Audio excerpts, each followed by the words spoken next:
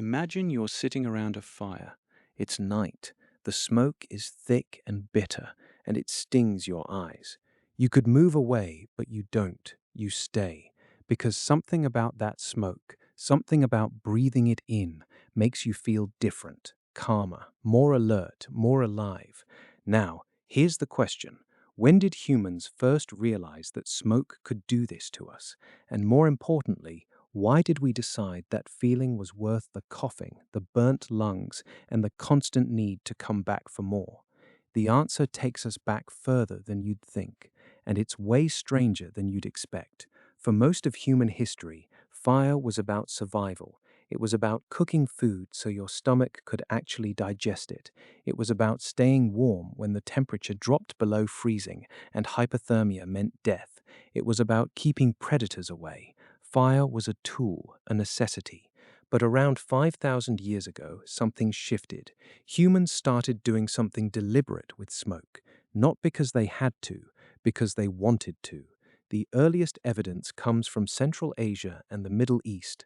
Archaeologists found pipes, actual carved pipes made from stone and bone, dating back nearly 5,000 years.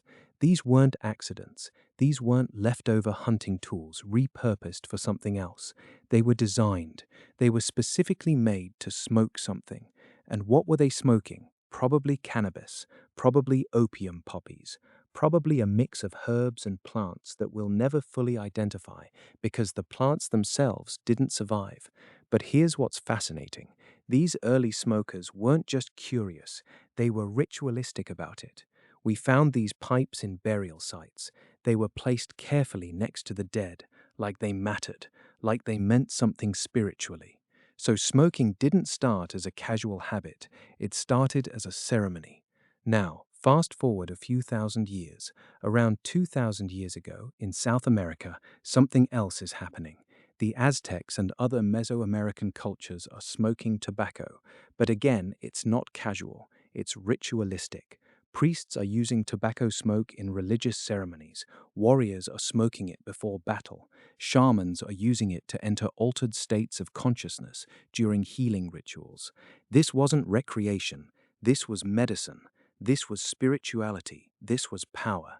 Here's where it gets interesting, though. The Aztecs actually had a word for what we now call smoking. They called it piquietel, and they understood something that we're only now rediscovering. Tobacco is incredibly addictive, but instead of seeing that as a problem, they saw it as proof that it worked.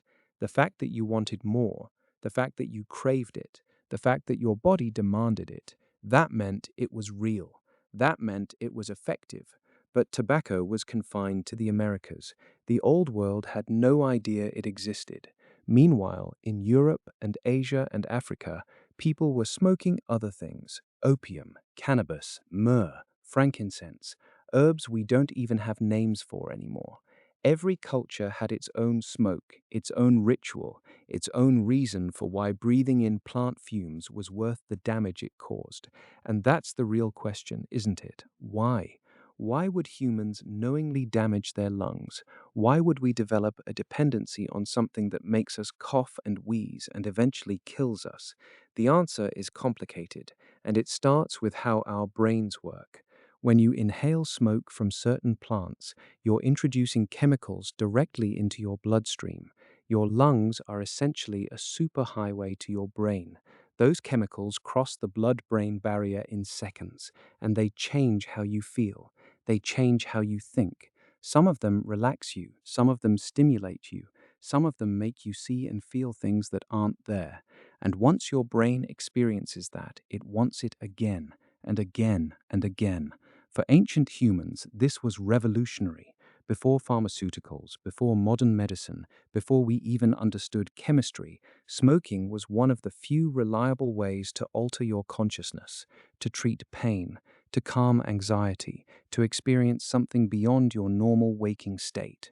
And if you lived in a time when pain was constant, when anxiety meant death, when your normal waking state was exhausting and brutal, then having access to something that could change that, that was powerful, that was valuable, that was worth the cost. But there's another reason smoking became so widespread, and it has nothing to do with the chemicals. It has to do with community. Smoking is social. You pass the pipe around the fire, you share it, you sit together, you breathe in the same smoke, and for thousands of years before coffee shops and bars and social media, that was how humans connected. The smoke itself didn't matter as much as the ritual, the gathering, the shared experience. By around 1,000 years ago, smoking had spread across the entire world. Different cultures, different plants, same basic ritual. In India and Persia, they're smoking hashish and opium through water pipes called hookahs. In Africa, they're smoking cannabis in ceremonial settings.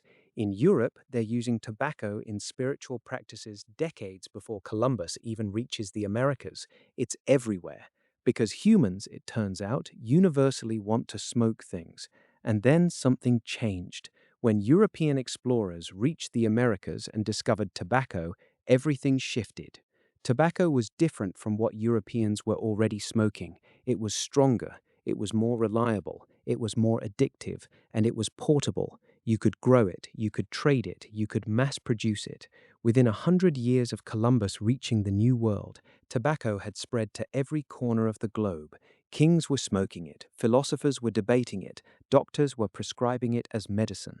But here's what's crucial. Tobacco did something that previous smoking cultures understood but never fully exploited. It created a market. It created demand that outstripped supply. It created a commodity. And once you have a commodity, you have an industry. And once you have an industry, you have profit. And once you have profit, you have motivation to ignore the damage it causes. Ancient humans understood smoking was dangerous. They could see the smoke burning the lungs. They could feel the cough.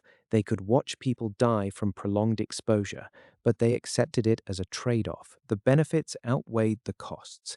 Pain relief outweighed lung damage. Spiritual experience outweighed physical deterioration.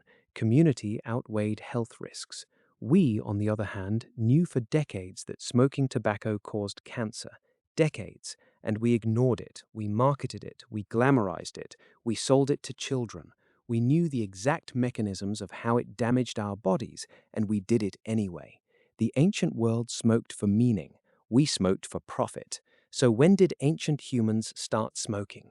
The answer is thousands of years ago, long before we had language to describe what we were doing, long before we understood the chemistry behind why it worked, long before we could quantify the damage it caused. We smoked because we discovered that some plants, when burned and inhaled, could change who we were. And that discovery, for better and for worse, never left us.